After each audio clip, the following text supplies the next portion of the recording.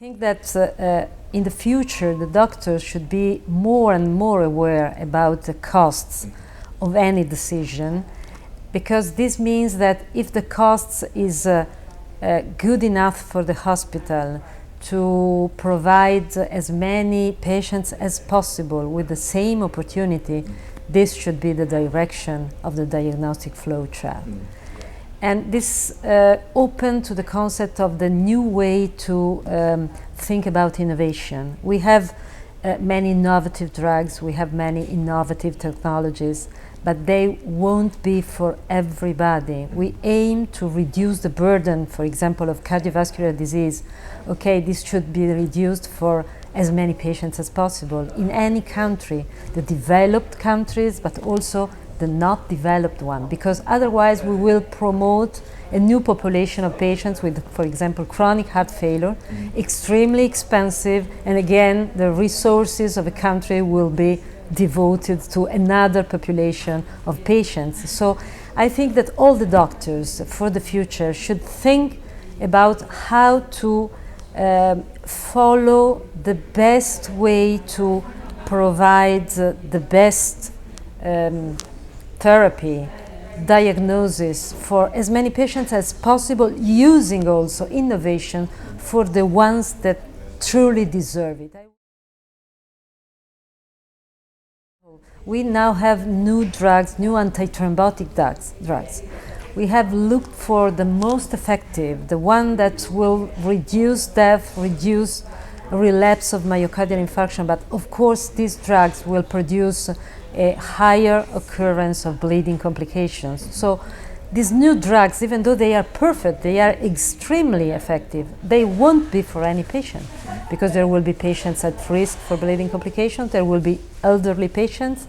So we have to look also for a research that will try to use extremely important innovations, classifying, evaluating the patients, stratifying the risk of the patients. This is another way to think about innovation, and this is a way, and this is a way of consider how expensive is any new tool, any new drug in the, let's say, background of a budgetary constraint, in a very bad situation everywhere.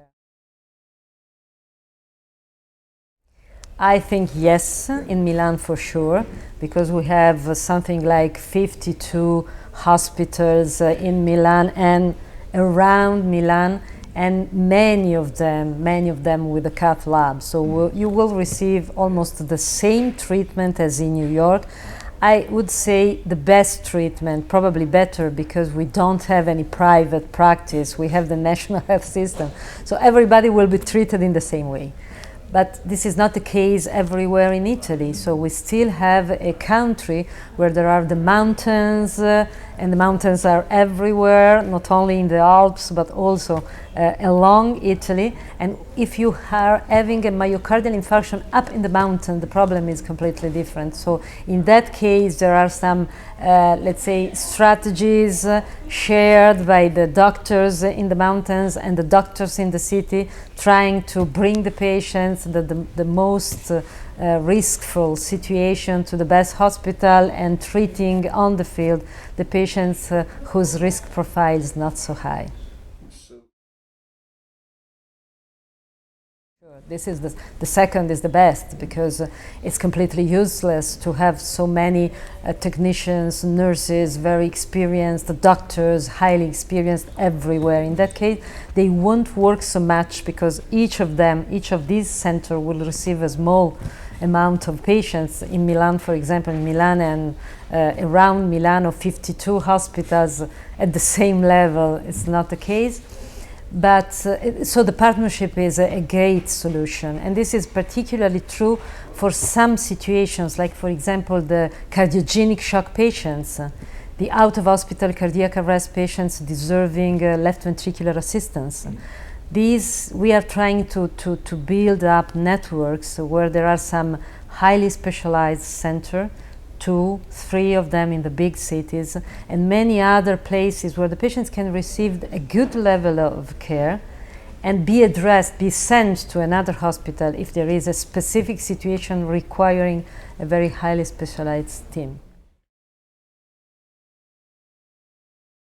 I think that cardiac care in the emergency room will be there for many, many years, because acute cardiovascular diseases are still the first leading cause of death and the first reason to arrive to the emergency department. Just for chest pain suggestive for acute myocardial infarction, 10% of the ED consultations are for that. So it's a huge number of patients. So it's important that the cardiologists will be available for that. It's important that they will find out to work together with the emergentist, otherwise the cardiologist will be always in the emergency department and vice versa.